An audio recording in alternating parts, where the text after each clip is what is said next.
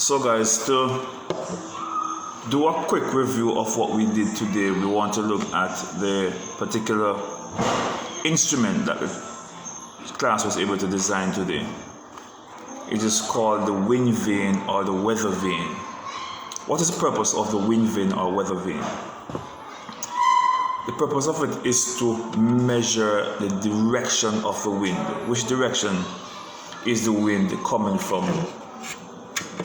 This here is a display of the compass rose. When we're doing the compass rose, we found east, west, and you have north and south. Oh, it's not turned. East, west, north, and south down here. And here will be northeast, and up here will be northwest, and down here will be southwest, southeast. This is an 8-point compass rose when you're measuring direction. So this is very important when you are doing your compass rose to show which direction the wind is blowing in. It's okay if you only have 4 points on your compass rose, which is an instrument which shows direction. This is not a compass rose. What this is the compass rose drawn on a foam plate which is used to create this wind vane. To create a wind vane is not that difficult, alright? You can, this person uses a cup glued onto a paper plate and a pencil stick into it and a thumbtack. This is a straw here, and the straw is slit on both ends, and you get a piece of paper. Right? You get a piece of paper and you cut this out and you stick it into the slit ends of the straw. Right? See it here, you can just pull it out and slip it back in. Alright, the thumbtack is here. You push it through the straw and then you stick it in the eraser on the pencil. Not too tight because you want it to be free enough to show the wind direction. So the wind vane is very important. We have looked at a number of instruments in social studies. We have looked at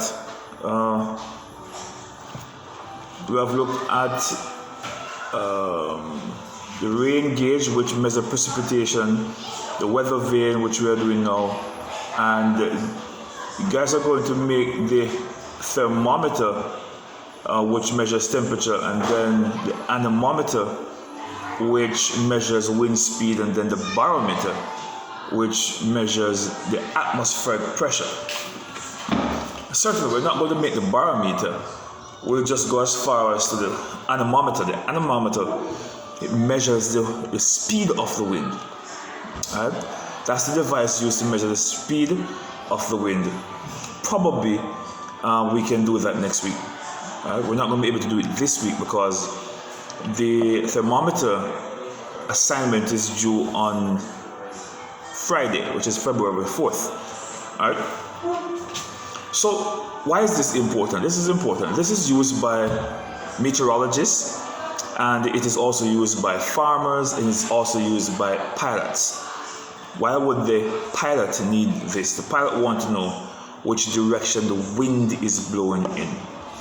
Alright, he wants to know if it is coming from behind or if it is coming from in front. Alright, because that will affect the aerodynamics of the plane lifting. You can do your research to find out the reason why pilots want the wind to blow in a particular direction when they are about to leave. And if the wind is blowing too hard, maybe it's not going to depart from the airport. Alright, so there are several reasons why you would want to measure the speed of the wind. So this is the direction, which is the wind vane, but the anemometer is used to measure the speed of the wind. So I've just showed you how you could construct this. Here, another person uses a plate here, and they put a piece of this is Play-Doh, stick it in, squeeze it down, and there they have a wind vane, right? You can measure the different direction. Can we test to see all these work? Let me turn on the fan right here so you can get a view of all these actually work. So the fan is on and it is blowing, and you can see the movement taking place. Because once the wind is blowing, you are going to get the direction in which the wind is blowing, right? And this is the other one here, being impacted by the wind, right?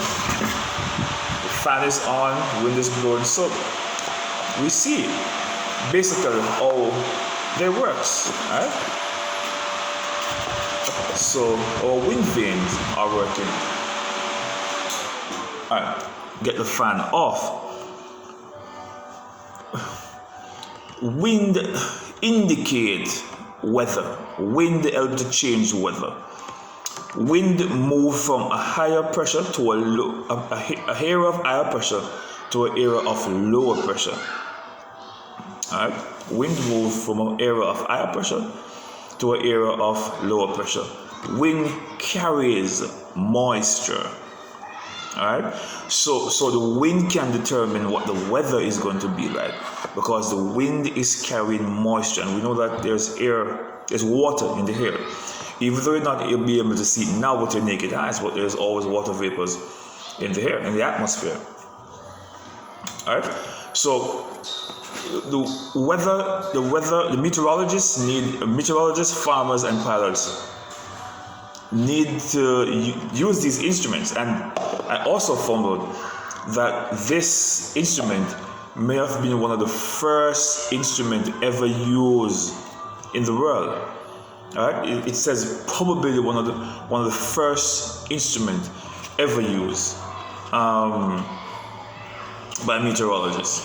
All right, because this one shows the direction of the wind.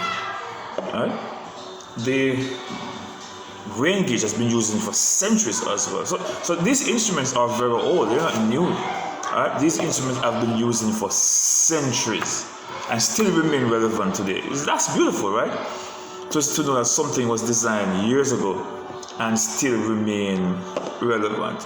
So we're going to move on to the thermometer. We're going to look at degrees Celsius and degrees Fahrenheit. In the Americans, they use Fahrenheit. We here in the Caribbean, we use Celsius. I think most countries in the world use Celsius. The Americans uses Fahrenheit. Right. So the next project will be to create the thermometer, and that thermometer, two thermometers actually, because one should indicate a hot day, and that should be measured in Fahrenheit, and the other one should measure a cold day, and that one should be degrees Celsius.